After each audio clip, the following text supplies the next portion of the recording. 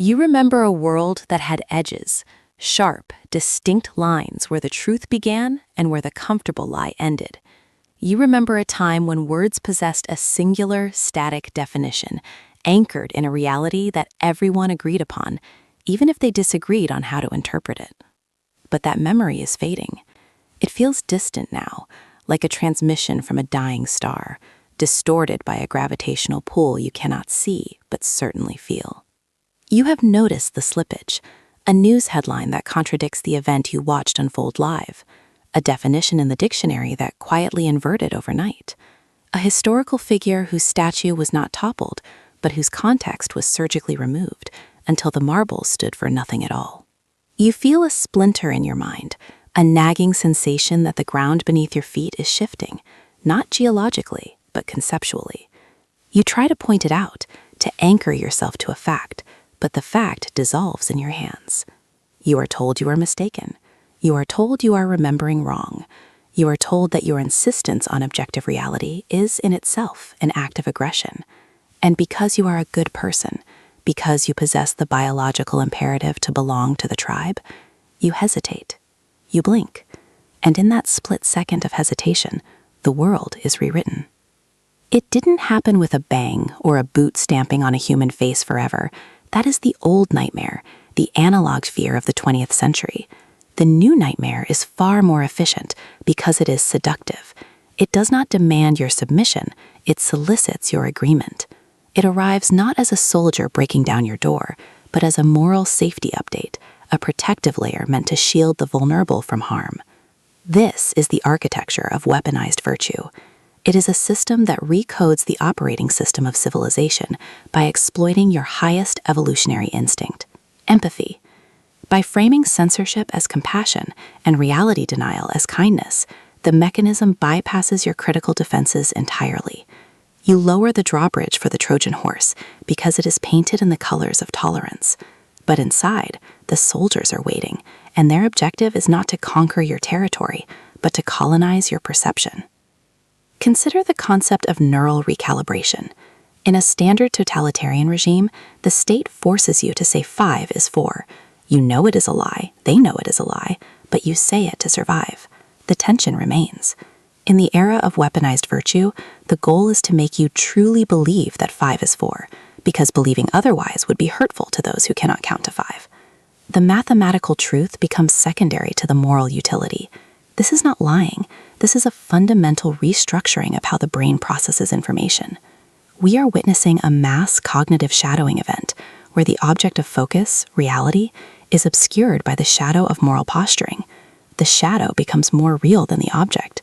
If a biological fact causes social friction, the fact is deemed a glitch in the system, and the system is patched to remove it. You are not being silenced. You are being corrected for the greater good. And who could argue against the greater good?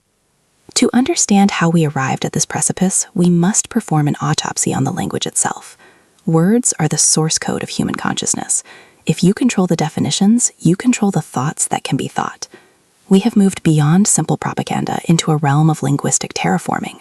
Words that once signaled danger, racist, traitor, phobic, have been inflated and decoupled from their original meanings until they encompass anything that threatens the prevailing narrative.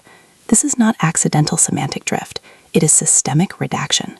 By broadening the definitions of transgression, the architects of this reality create a minefield so dense that the only safe way to walk is to follow their exact path. You self-censor not out of fear of You don't do it because you're afraid of the gulag, but out of fear of social exile.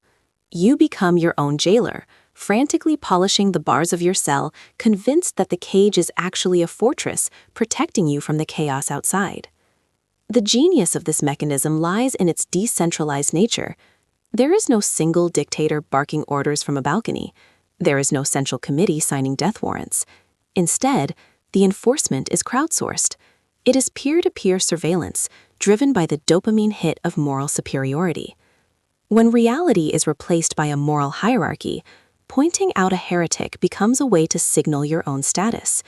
The populace becomes a swarm, attacking any anomaly that suggests the emperor has no clothes. But the emperor isn't naked. The emperor doesn't exist. There is only the swarm, regulating itself, consuming its own tail, driven by a phantom morality that demands constant sacrifice. You watch this happen on your screens. You see careers vaporized in minutes for a sentence spoken a decade ago. You see entire archives of film and literature purged or stamped with trigger warnings that frame the past as a radioactive wasteland. And you stay silent, because to speak is to volunteer for the pyre. This silence is the sound of a culture dying. It is the vacuum where debate used to live. But the vacuum is not empty. It is filled with a low-frequency hum of anxiety. We are living in a state of hyper-reality, where the map has completely replaced the territory. The digital representation of a person, their profile, their stated pronouns, their signaled virtues, is treated as the primary entity, while their biological reality, their actions, and their complexities are dismissed as irrelevant data. We are prioritizing the interface over the hardware, and like any system that ignores its hardware constraints, we are overheating. The cognitive dissonance required to maintain this illusion is immense. It requires a constant expenditure of mental energy to ignore what your eyes see and what your logic dictates. This creates a population that is exhausted, irritable, and easily led. A tired mind does not revolt. A tired mind seeks the path of least resistance. And right now, the path of least resistance is to nod, to agree, and to accept the new definitions. Let us look closer at the mechanism of the safe space. Originally a clinical term for therapy, it has metastasized into a planetary ambition. The goal is to make the entire world a safe space, which necessitates the removal of anything sharp, anything heavy, anything true. But truth is abrasive. Reality is jagged. To smooth out the world requires a grinding down of everything that makes us human. We are creating a padded cell of a society. In this sanitized environment, resilience becomes obsolete. If you are never exposed to the pathogen of an opposing idea, you never develop the antibodies to defend your own. You become intellectually immunocompromised. This is not protection, this is atrophy. We are raising a generation that views discomfort as trauma and disagreement as violence. And if words are violence, then physical violence becomes a justifiable response to words. This is the inversion. The shield becomes a sword. The architects of this shift understand the power of the outgroup. To maintain the cohesion of the virtuous in-group, there must always be a monster to fight. In the past, the monsters were foreign nations or rival ideologies. Today, the monster is the systemic oppressor, a nebulous, shape-shifting entity that can be found in a joke, a handshake, a hairstyle, or a statistic. Because the enemy is everywhere, the war can never end. This creates a state of perpetual revolution. There is always a new word to ban, a new statue to tear down, a new behavior to pathologize. The goalposts are mounted on wheels. This constant shifting creates a sense of vertigo. You can never truly be safe, never truly be good enough, because the standards for virtue are updated while you sleep. You wake up every morning in a slightly different country, governed by slightly different laws, subject to a tribunal you never voted for. We must acknowledge the role of technology in this neural recalibration. The algorithm is the enforcer. It does not care about truth. It cares about engagement, and nothing drives engagement like moral outrage. The algorithm feeds you a diet of high-contrast conflicts, framing every interaction as a battle between absolute good and irredeemable evil. Nuance is filtered out because nuance does not click. Complexity is flattened into slogans. You are trained to think in binary code, 0 or 1, ally or enemy, saint or sinner. This binary thinking rewires the neural pathways, eroding the capacity for critical thought. You lose the ability to hold two opposing ideas in your mind simultaneously. You become a relay node, receiving the signal of the day and broadcasting it to your network, terrified that if you stop transmitting, you will be identified as a broken link and discarded. This brings us to the concept of the memory hole. In the analog age, erasing history required burning libraries. In the digital age, it requires a few lines of code. Entire archives can be delisted, modified, or contextualized into irrelevance. We are seeing the real-time editing of the collective consciousness. Movies are re-edited to remove insensitive scenes. Books are rewritten to remove problematic language. But who decides what is problematic? The definitions are set by a small, insulated class of linguistic managers who view the past not as a lesson, but as a crime scene to be tampered with. They are sanitizing the human experience, removing the rough edges that allow us to grip reality. Without the context of the past, the ugly, unvarnished past, we cannot understand the present. We are left floating in a timeless vacuum, tethered only to the current emotional consensus. And what happens to the individual in this system? The individual is dissolved. You are no longer defined by your character or your actions, but by your immutable characteristics and your intersectional score. You are reduced to an avatar of your demographic. This is the ultimate dehumanization, masked as hyperhumanism. It strips you of agency. If you are in the oppressor category, your achievements are unearned privilege and your opinions are invalid. If you are in the oppressed category, your failures are systemic injustice and your feelings are facts. Both narratives are prisons. They deny the complexity of the human soul. They deny the capacity for individual redemption and individual malice. It is a return to tribalism, dressed in the lab coat of sociology. The most terrifying aspect of weaponized virtue is that it is self-sealing.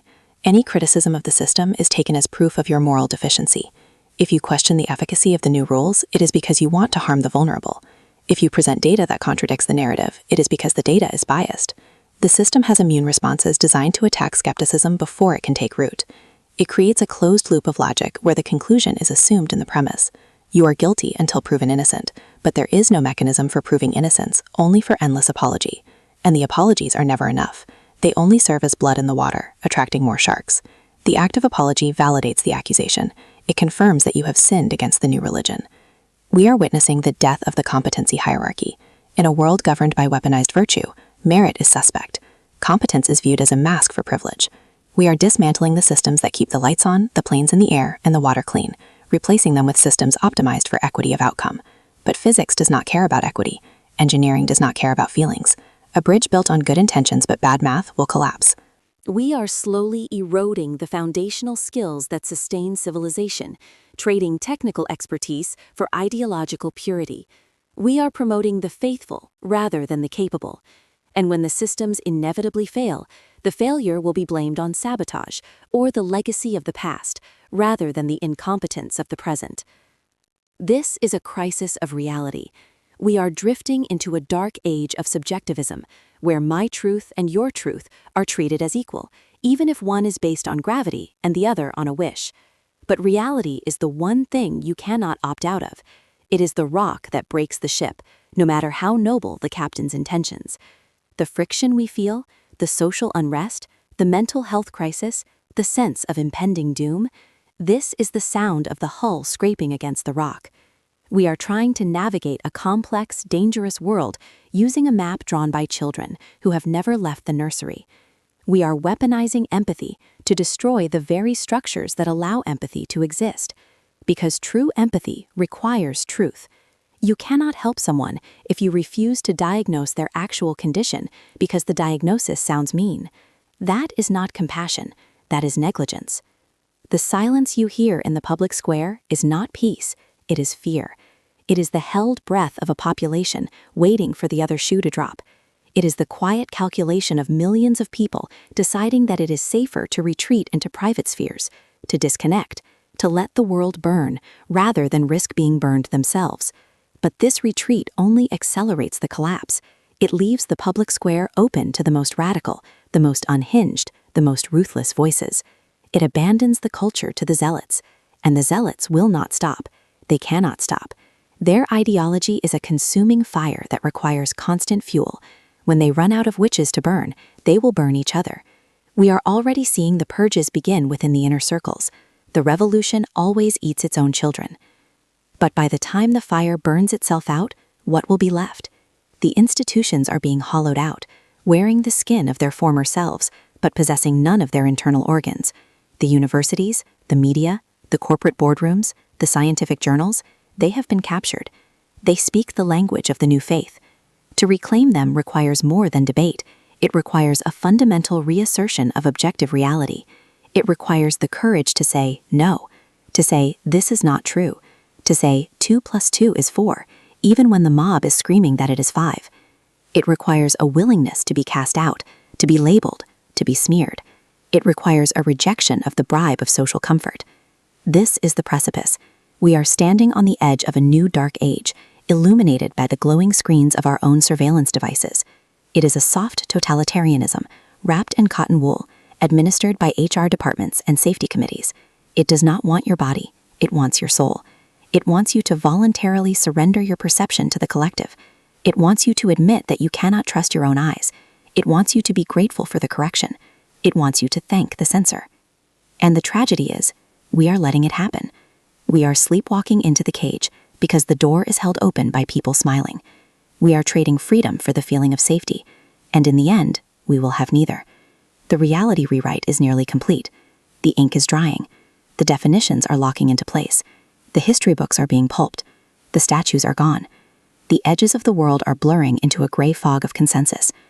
But there is still a part of you that remembers, a part of you that knows the difference between a circle and a square, between a man and a woman, between truth and a convenient fiction. That part of you is the target. That is what they are trying to reach with the neural recalibration. That is the spark they are trying to extinguish. Guard it. It is the only thing you have left. Because once you lose the ability to discern the truth, you are no longer a citizen. You are a subject. You are no longer a player in the game. You are a piece on the board, moved by hands you cannot see, for reasons you cannot understand, toward an outcome that was decided long ago. Look at the screen. Look at the headlines. Look at the fear in your colleagues' eyes when the conversation drifts too close to the forbidden zone. You are not crazy. You are not alone. You are just awake in a world that is desperately trying to drug itself into a coma. The virtue is the weapon. The silence is the wound. And the time to speak is now, before the language itself is so degraded that the words for freedom and truth no longer exist in the dictionary of the future. The rewrite is happening. The cursor is blinking. It is waiting for your consent. Do not give it.